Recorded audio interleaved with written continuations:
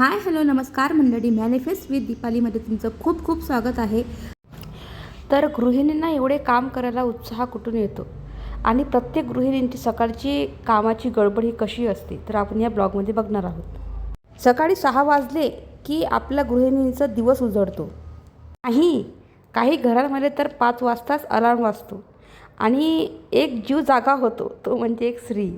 तर एका बाजूला गॅसवर दुधाचं पातेलं, दुसऱ्या बाजूला कुकरची शिट्टी, तिसरीकडे मुलांच्या डब्याची तयारी आणि त्यातच कोण काय म्हणते आणि कोण काही नाही.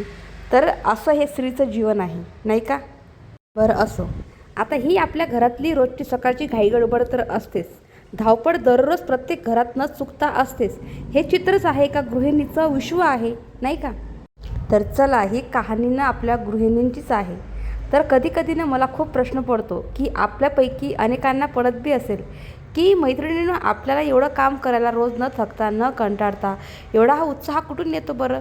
का आपल्याला कोणी पगार देते, का कोणी आपल्याला सुट्टी देते रविवारची की चला तुम्ही सुट्टी घ्या, का कुठं आपण फिरायला जातो बाहेर, तरी पण आपल्याला कोणत्याच गोष्टीचं काहीच वाटत नाही. पण 365 दिवस हे आपलं चक्र ना असं सुरूच राहतं, नाही का? मग आपलं काम करण्याचं उत्साहाचं रहस्य काय आहे? का बरं एवढा उत्साह येतो आपलं कामं करण्यामध्ये?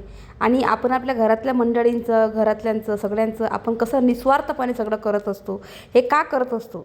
तर बघा, काही लोक म्हणतात की काय करणार, की आपली जबाबदारी आहे, करावंच लागतं. पण मला असं वाटतं, फक्त जबाबदारी म्हणून माणूस एखादं काम इतक्या परफेक्ट कोणीच करू शकत नाही. जबाबदारीमध्ये थकवा तर असतोच ना, पण गृहिणीच्या कामात एक वेगळाच आनंद असतो. तर तिचा हा उत्साह कुठून येतो बरं? त्याचं गुपित काय आहे? तिच्यातल्या स्त्रीतत्वामध्ये आहे. ती जेव्हा सकाळी उठून पोळ्या लाटते ना, तेव्हा ती फक्त स्वयंपाक करत नसते, ती आपल्या मुलांच्या आरोग्याची काळजी घेत असते. आणि जेव्हा घर आवरते ना, तेव्हा ती फक्त स्वच्छता करत नसते, तर आपल्या माणसांना एक सुंदर सुरक्षित वातावरण देत असते, एक पॉझिटिव्ह वातावरण देत असते. पण मैत्रिणींनो, आपण बी एक व्यक्तीच आहो ना, आपल्याला बी थकवा येतो, कधीतरी आपला पण मूड ऑफ होतं. पण अशा वेळी एक स्त्री असते ना, तिला उभं करण्यासाठी, पुन्हा त्याचं म्हणजे तिला उत्साहाने काम करण्यासाठी तिला कोण प्रेरित करतं?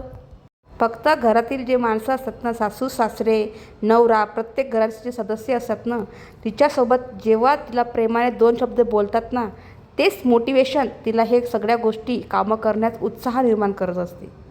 तिथं काही कोणत्या महागड्या गिफ्टची किंवा कौतुकाची मोठ्या सोहळ्याची गरज नसते.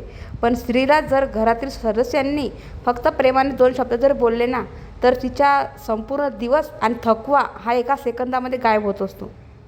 दुपारच्या जेवणानंतर नवऱ्याने फक्त एवढं जरी म्हटलं ना, आजची भाजी खरंच खूप छान झाली बरं का. आणि शाळेतून आल्यावर मुलाने थकूनही आईला मिठी मारून म्हटलं ना, मम्मी तुझ्यासारखा डब्बा आज कोणाचाच नव्हता, थँक्यू. किंवा सासू सासऱ्यांनी पाठीवर हात ठेवून म्हटलं, बाळा खूप दमलीच, जा थोडी विश्रांती घे बरं. विश्वास ठेवा, 2 शब्द तिच्यासाठी जगातलं सगळ्यात मोठं मोटिवेशन ठरतं. हे शब्द ऐकल्यावर तिला असं वाटतं की मी जे करते त्याची माझी माणसांना जाणीव आहे. म्हणजे या जाणीवेचा आणि आदराचा जो भाव तिला एवढी ताकद देतो ना, की ती दुसऱ्या दिवशीही दुप्पट उत्साहाने कामाला लागते. 4 भिंतीस म्हणजे घर का? मुळीच नाही. सिमेंट वाळूने फक्त इमारत तयार होते, पण त्या इमारतीला माहीत आहे घर पण मिळवून देण्याचे काम एक गृहिणीच करत असते. कारण तिच्या हसण्याने घर हे जिवंत होत असते, तिच्या वावरण्याने घराला एक लय मिळते. घरातल्या देवारातली जी समय असते ना, ती शांत प्रकाश जशी आपल्याला प्रकाश देते ना, तशी घरातली स्त्री पण एक घर पूर्ण उजळून टाकत असते. ती घरातली एक माहेची ऊब आहे. ती आहे म्हणून घराला घरपण आहे. सकाळी उठल्या उठल्या मिळणारा चहाचा कप म्हणजे घरपण. दिवसभर काम करून थकल्यानंतर घरी आल्यावर दमलात का अशी विचारणारी ती काळजीयुक्त आवाज म्हणजे घरपण.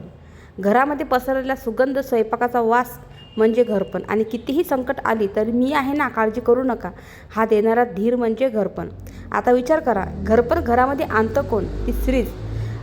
ती आई असू शकते, पत्नी असू शकते, बहीण असू शकते किंवा मुलगी बी असू शकते. स्त्री नसलेलं घर कसं असतं? सगळं काही जागेवर असेल पण त्यात जीव नसतो. वस्तू चकाचक असतील पण त्यात मायेची ऊब नसते. घरातील स्त्री एखादा दिवस जरी आजारी पडली ना किंवा बाहेर गेली ना, तर अख्खं घर कसं असतं याचं होत असतं. हे प्रत्येक स्त्रीला माहितीच आहे पहिली गोष्ट. तर हे सगळ्यांनी अनुभवलेलं असेलच. सकाळी सगळ्यांच्या आधी उठण्यापासून ते रात्री सगळ्यात उशिरा झोपण्यापर्यंत तिची धावपळ असते ना, ती सुरूच असते. नवऱ्याचा डब्बा, मुलांची शाळा, सासू सासऱ्यांची औषधं, या सगळ्यात म्हणजे या घाईगडबडामध्ये स्वतःला कुठेतरी हरवून बसते. पण तिच्या चेहऱ्यावर थकवा ती कधी घरातून जाऊन देते का? नाही. ती घराची एक बजेट मॅनेजर असते. म्हणजे घरातला ती किती कमी पैसे असू दे, पण घर कसं चालवायचं ते तिला प्रत्येक गोष्टीमध्ये माहिती असते. आणि महागाई कितीही वाढू दे तर ती कमी पैशामध्ये घर कसं चालवायचं हे तिला सगळं माहीत आहेच. ती घरातली मुख्य शेफ आहे, अन्नपूर्णा आहे. कारण तिच्या हाताला चव असतेच, पण त्याहूनही जास्त प्रेम त्यात मिसळलेलं असतं. घरातली स्त्री आहे म्हणून घराला एक चांगलं घरपण तरी येतेच, पण आपल्या लेकरांना बी चांगले संस्कार, घरातले सण उत्सव आनंदाने साजरे करणे, पाहुण्या रावण्यांचे आदर आदर करणे, या सगळ्या गोष्टीमुळे घराला एक एक वेगळीच प्रतिष्ठा मिळत असते. स्त्री केवळ चूल आणि मूल इथपर्यंत मर्यादित नाही आहे. ती शिकली, नोकरी करते, ती व्यवसाय पण करते आणि घराबाहेर पडूनसुद्धा आर्थिक जबाबदारीसुद्धा पेलत असते. पण कौतुकाची गोष्ट माहिती आहे काय आहे? ऑफिसमध्ये कितीही मोठी अधिकारी असली तरी घरी आल्यावर ती पुन्हा तिची घरपणाची भूमिका तितक्याच प्रेमाने स्वीकारत असते. जेव्हा घरातल्या स्त्रीचा जेव्हा आदर होतो ना, तेव्हा ती आनंदी असते ना, तेव्हाच ते घर खऱ्या अर्थाने स्वर्ग बनत असते. म्हणतात ना, स्त्रीची पूजाच म्हणजे आदर, तिथे देवाचा वास असतो. त्या घरातल्या लक्ष्मीला आपण जेवढं प्रेमानं बोलू, जेवढं तिला आदर देऊ ना, तेवढी घरातली आपली जी लक्ष्मी असते ना, गृहलक्ष्मी असते ना, ती आपल्या घरामध्ये नांदते. कारण माझं एवढंच म्हणणं आहे की तिला पण जीव आहे, तिला पण एक भावना आहेत.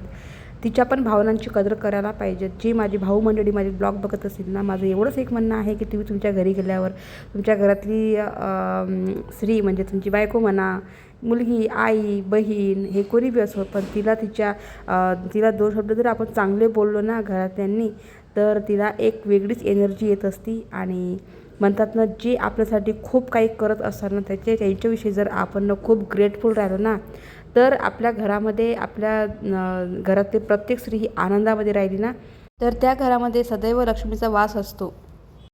तर माझं एवढंच म्हणणं आहे की जे माझे भाऊ मंडळी माझे ब्लॉग बघत असतील ना, माझं एवढंच म्हणणं आहे की घरी गेल्यानंतर आपली आई, आपली बहीण, आपली पत्नी, आपली जी मुलगी, प्लीज यांना 2 शब्द चांगले बोला. तिला प्रत्येक गोष्टीसाठी थँक्यू म्हणा आणि तिने केलेल्या कामाचं कौतुक करा. कारण ती कौतुकासाठी काम करत नाही, पण तुमच्या कौतुकामुळे तिचं जग सुंदर बनत असतं. चला, व्हिडिओचा एंड करते. व्हिडिओ जर आवडला असेल लाईक, शेअर, सबस्क्राईब करा. तोपर्यंत भेटूया आपण दुसऱ्या व्हिडिओमध्ये. बाय.